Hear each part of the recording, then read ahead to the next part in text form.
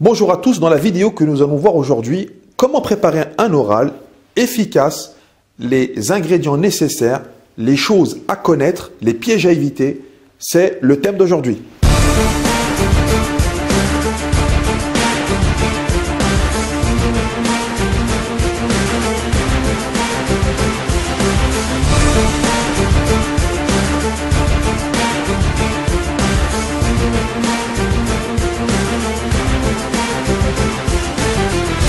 Bonjour à tous, chers maîtres des clés, j'espère que vous allez bien. Comment préparer un oral?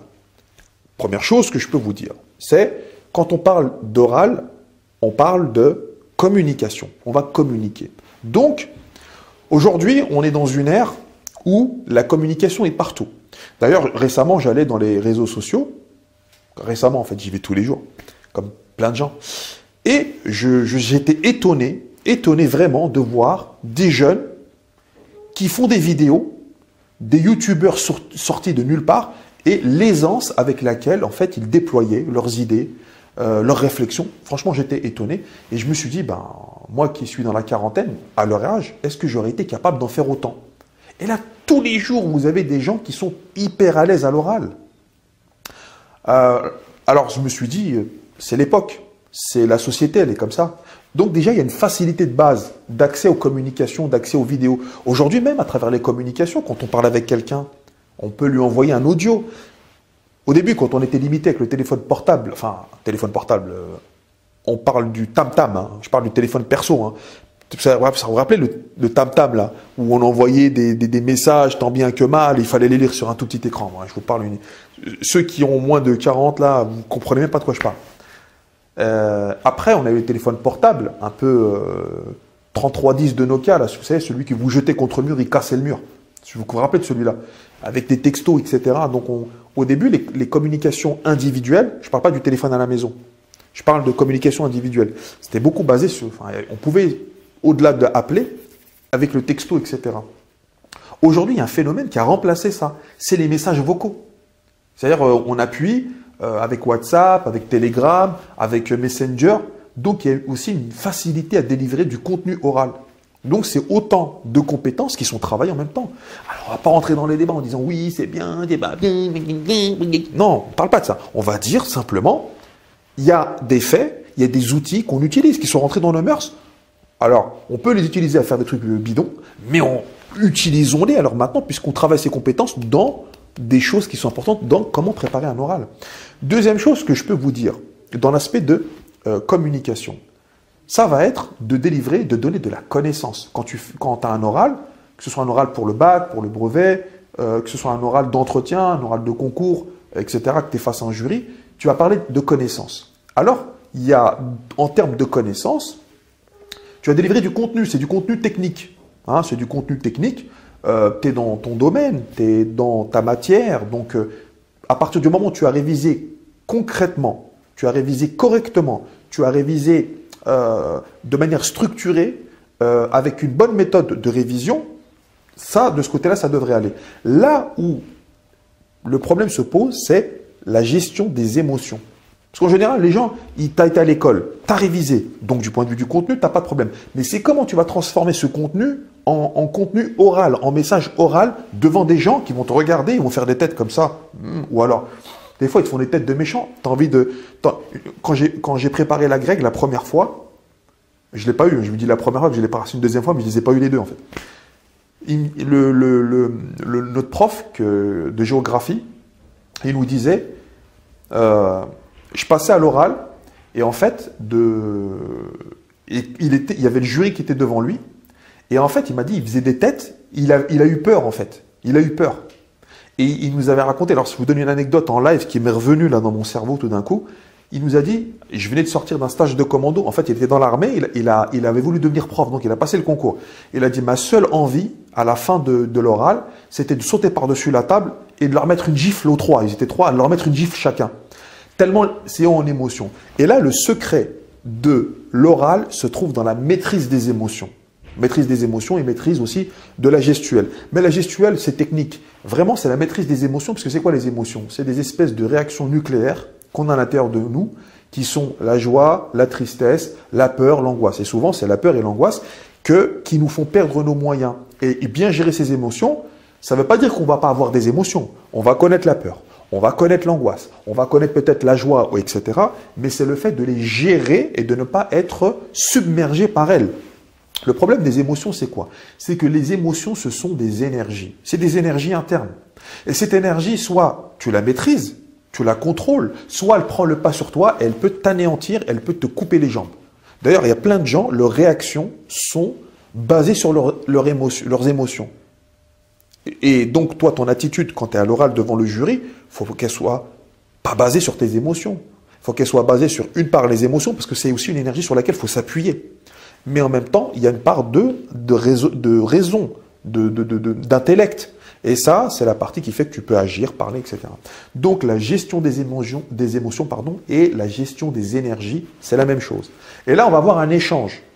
C'est-à-dire que quand tu as un oral, devant quelqu'un, tu dois être imperturbable dans les signes qui te sont renvoyés par les autres. Je vais vous donner après 3 conseils à la fin. Ne vous inquiétez pas. Vous avez vu, moi, dans mes vidéos, des fois, je pars dans mon délire, je suis dans ma tête, je suis à l'oral. Au passage, j'ai eu 20 sur 20 à l'oral professionnel du concours de professeur des écoles il y a une quinzaine d'années. Donc, c'est quelque chose que j'avais bien travaillé, que je connais bien. Ça ne constitue pas pour moi un problème. Alors, ça n'a pas toujours été le cas. C'est ça, moi, qui m'intéresse. C'est comment tu fais quand tu n'es pas à l'aise pour devenir à l'aise. Et là, on fait le fanfaron, on parle, on fait des vidéos. Mais il faut savoir que derrière, il y a de l'étude, il y a du travail et un petit secret que je vais vous révéler dans un instant. Ça, c'est pour faire durer le suspense, pour que tu restes dans la vidéo. Parce que sinon, si je te dis tout maintenant, tu vas partir. Donc, restez imperturbable au niveau des signes qui sont renvoyés par les gens qui sont en face de toi. Un élément qui est super important, ça va être de maîtriser certains éléments. Par exemple, c'est quoi ces éléments? C'est la voix. Quand on a un oral, alors là, je vous parle un peu techniquement, mais ce n'est pas l'objet de la vidéo. Mais bon, on va en parler un peu. C'est la voix. Si tu parles trop doucement ou tu parles trop fort, ce n'est pas un bon oral. Il ne faut pas être trop timide parce qu'il faut qu'ils entendent ce que tu vas dire. Et il ne faut pas non plus faire le dingue et faire le fou. Ça ne sert strictement à rien. On n'est pas dans une pièce de Molière. Donc, il faut maîtriser la voix. Deuxième chose, c'est choisir les mots. Tu dois choisir les mots en fonction de ton auditoire. Tu passes le concours du barreau, tu es devant des avocats, il n'y a pas à venir parler comme si tu étais dans la CAF, tu es à la CAF, à la caisse d'allocation familiale ou au Pôle emploi. Non, tu es dans un autre exercice oral. Tu vas passer le bac, tu n'es pas là pour un entretien, pour chercher du travail. Donc, les mots que tu vas choisir, c'est en fonction du contexte. Ça, c'est important. Normalement, ça ne pose pas de problème parce que tu le sais quand tu te prépares. Et un élément qui est important, c'est ce qu'on appelle le non-verbal ou, plus trivialement, l'attitude. L'attitude, c'est ton comportement, tes mains. Bah, si tu es italien, tu vas parler tout le temps comme ça. Pareil qu'ils ont fait un emoji comme ça sur Facebook. Je rigole. Hein. Donc, parler avec les mains, oui. On n'est pas non plus des magiciens où tu vas hypnotiser, tu fais un peu Kamel le magicien ou tu vas faire du kung-fu. Non, tu vas utiliser tes mains. Il y a des méthodes qui permettent en fait de savoir comment positionner ses mains. Souvent, vous voyez les orateurs, ils font cette position-là, où ils prennent un stylo. Il y a plein de techniques comme ça. Donc ça s'apprend. Ça s'apprend aujourd'hui. Des concours, des cours, des coachs, des préparateurs. Dans ce domaine-là, vous en avez foison. Vous en avez plein. Donc, la voix, cassez la voix. Parce que si vous cassez la voix, comme il dit Patrick Bruel, c'est mort. Choisir ses mots. Et troisième élément, l'attitude. Okay, l'attitude, c'est quelque chose qui est important. Maintenant, les conseils que je peux vous donner. Première chose, tout part de la personne. Moi, j'ai vu plein de vidéos et plein d'articles qui parlent de comment tu fais préparer un bon oral. Mais ils partent tous sur du fonctionnel. Non, la première chose, c'est toi. C'est toi en tant qu'individu. En toi en tant que personne. Toi en tant que valeur. Tu as une identité. Tu te retrouves dans un environnement. Dis-toi que cet environnement dans lequel tu vas donner ton oral, il ne remet pas du tout en cause ton identité. Il ne remet pas du tout en cause ta personne. Ce n'est qu'un exercice pour passer. C'est une espèce de petit épisode dans ta vie. Que tu le rates, ça ne va pas changer toute ton identité. Tu ne vas pas te transformer en autre chose parce que tu as raté ton oral. Et si tu le réussis, combien j'ai de collègues, ils ont réussi le concours, ils ont fait une journée dans une classe, ils ont arrêté l'éducation. Ils ont arrêté d'être professeurs. Donc, il ne faut pas jouer toute sa vie sur un oral. Il faut donner à l'oral sa place dans ton processus d'études, de scolarité, de travail, ce que tu veux. Mais tout part de toi, d'accord? Et pour que ça devienne facile, il y a des choses que tu dois faire. La première chose que tu dois faire, que tu peux faire et qui est très facile, ça va être de t'entraîner. Et bien sûr, il y a des gens, leur premier oral, c'est l'examen lui-même. Attends, doucement, doucement. C'est comme si moi, j'arrive, je fais de la boxe, premier cours, il est où Mike Tyson? Ça, c'est pour les gens qui connaissent la légende Mike Tyson. Mais je connais pas. Il y a Anthony Joshua, le boxeur, je pense même pas qu'il s'appelle comme ça, mais bon, bref, un boxeur connu. Vous le prenez n'importe quel. Et premier cours, vas-y, il est où? Non, je vais manger un coup de poing, c'est fini. Je me prépare, je m'entraîne. Et pour m'entraîner, je fais des épreuves blanches. C'est-à-dire que je vais faire un petit oral au début, je commence avec un oral de 2 minutes pour voir comment ça fait. Après, je passe à 5 minutes. Après, je passe à 10 minutes. Ça, c'est par rapport au temps. Et aussi, après, j'essaie de faire un oral debout. Après, je me mets assis. Je change les positions, je vais varier. Comme ça, je m'entraîne et petit à petit, je vais prendre confiance en moi. Donc ça, ces thèmes-là, on peut. Après, je pourrais vous en donner d'autres dans les commentaires si vous voulez. Il y a autre chose, c'est que je peux le faire devant ma famille. C'est un jury qui va pas vous jeter des tomates. Et c'est pas un peloton d'exécution. Donc ils vont. Si vous avez en plus des gens dans votre famille, ils sont profs, etc. Allez, tonton, tata, s'il te plaît, je vais passer un oral, tu peux m'aider? Juste, je passe devant toi, tu me dis. Il y a un truc aussi qui est super. Vous pouvez vous enregistrer avec vos téléphones portables. Aujourd'hui, il y en a partout. Tu te filmes. Voilà. En plus, tu peux même faire le débile. Moi, j'aime bien cet exercice parce que tu peux faire un peu le fou. Et c'est assez marrant. Et là, tu vas voir que il y a des trucs qui vont se déverrouiller tout seuls. Pourquoi? Parce que tu t'imaginais que… Et quand tu vas voir que ta prestation… Moi, j'ai déjà coaché un enfant la première fois qu'il avait fait un oral, il avait 8 ans. On l'a filmé, l'oral extraordinaire. Extraordinaire. Il jouait, il mimait. Et ça aussi, c'est une autre indication. C'est plus vous commencez tôt, plus ils vont être à l'aise. Plus tu vas commencer tôt, plus tu seras à l'aise. Donc, n'hésite pas à te filmer. N'hésite pas à avoir recours à ta famille, à tes amis, etc. Un autre truc qui est important aussi que je veux te dire, c'est si tu as les moyens en temps et aussi en structure de faire du théâtre, vas-y, c'est super. Je ne parle pas de devenir du Molière ou autre, mais je parle en fait de faire des exercices de théâtre. Et en particulier l'improvisation.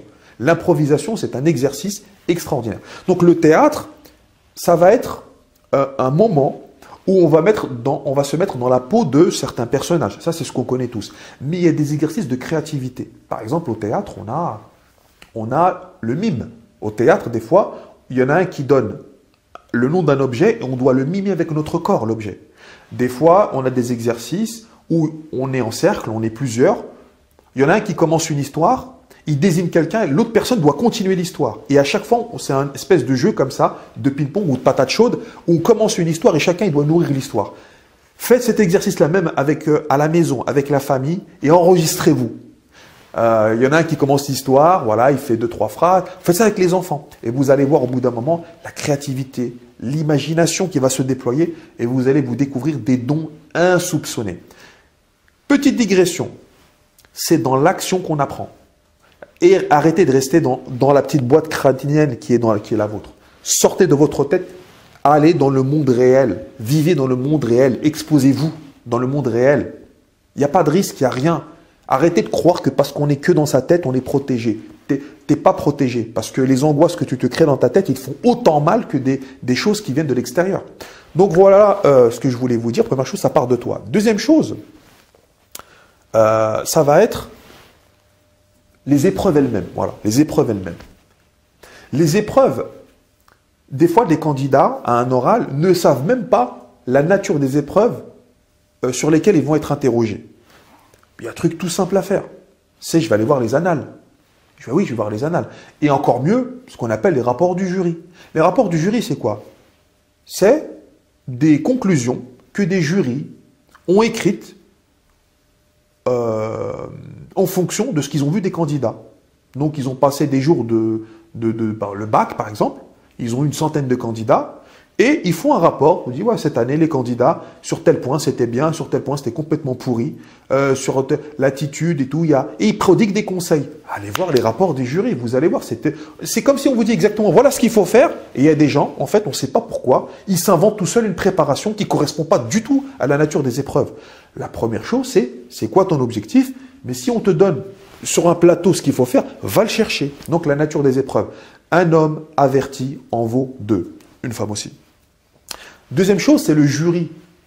Les jurys ne sont que des êtres humains qui sont soumis à leurs propres émotions et à leur état affectif et psychologique. Des fois, le jury, il a faim. Des fois, il n'en a complètement rien à faire de ce que vous dites. Des fois, il est fatigué.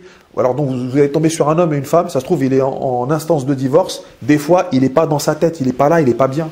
Donc, dites-vous que la confiance que vous allez développer, c'est d'abord par rapport à vous. Le jury, vous allez lui envoyer du message, vous accomplissez votre mission et vous rentrez à la maison. Point barre. Donc, il ne faut pas avoir peur du jury. Le jury, les pauvres, dites-vous que c'est grâce à vous qu'ils ont du boulot. Voilà, vous êtes le patron. C'est comme ça qu'il faut le concevoir. Si vous n'étiez pas là en tant que candidat, il n'y aurait pas de jury. D'accord? Donc, c'est vous le patron. Vous venez. Et alors, il ne faut pas leur taper sur l'épaule et leur dire alors comment ça va aujourd'hui? Pas du tout, parce que sinon, vous allez avoir zéro. Par contre, c'est dites-vous, vous êtes dans un échange. C'est une partie, souvent on associe la communication à la danse. C'est une danse. Okay? Et plus vous allez rayonner, sourire, avoir une attitude positive, et plus vous allez avoir un jury positif. En fait, dites-vous que le jury, c'est comme une plante. Si vous l'arrosez avec des belles paroles, une belle prestation, avec, vous venez, vous respectez avec les habits, tout ça, franchement, déjà, il y a une partie, c'est dans la poche. Après, mais si vous dites n'importe quoi, c'est pas bien. Mais si vous préparez bien, c'est super. Et vous voulez que je vous donne le meilleur exercice pour conquérir un jury? À votre avis, c'est quoi? J'ai pas oublié, hein, je l'ai dans la tête, mais je vous fais mijoter un peu. Le meilleur exercice pour comprendre ce que vit un jury, c'est d'être soi-même jury. Voilà. Donc, mettez-vous dans une position, trouvez-vous à la maison, faites passer des gens à l'oral, à l'école avec vos camarades. Peut-être, je te parle, tu es en terminale, ou tu es en première, ou tu es en troisième. Faites vous-même vos propres jurys et rentrez dans la peau du jury, en fait. Et vous allez voir c'est quoi un jury. Et quand vous allez le vivre, quand vous allez être de l'autre côté, que c'est vous qui allez passer à l'oral, là, vous allez comprendre ce que vit un jury. Par exemple, un truc qui a complètement rien à voir. C'est un truc complètement rien à voir. C'est dans un épisode d'Olive & Tom. Je ne sais pas si vous connaissez Olive & Tom, si vous êtes des grands fans de Capitaine Tsubasa, parce qu'il y a une nouvelle saison qui va sortir dans pas longtemps. Il y a, au bout d'un moment, Roberto Carlos. Non, pas Roberto Carlos. Comment il s'appelle l'entraîneur d'Olive? Olivier. Celui qui lui a menti, là, qui lui a dit qu'il allait l'emmener au Brésil. En fin de compte, c'est pas bien ce qu'il a fait. Ça m'a rendu triste jusqu'à maintenant. J'ai pas digéré ce qu'il a fait. Roberto Cedinho. Bon, bref. Donc, Roberto Cedinho, il avait une technique. C'est pour faire comprendre la psychologie d'un gardien de but à un attaquant. Qu'est-ce qu'il a fait? Il a demandé à un attaquant pendant un entraînement d'être au but. Et après, qu'est-ce qu'il lui a fait faire? C'est que il lui a fait adopter toutes les positions de ses adversaires.